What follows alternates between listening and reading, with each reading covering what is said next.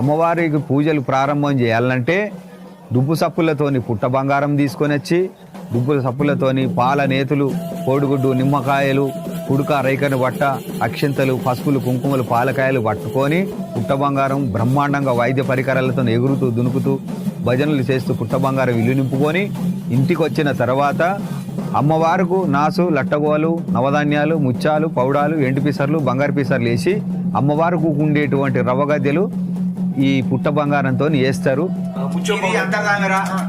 ఇది నిమ్మకాయ పసి నిమ్మ పండు, ఇది ముత్యం పౌడం ఎండు పిసర్ బంగారు పిసర్ ఇంట్లోనే ఉన్నాయి.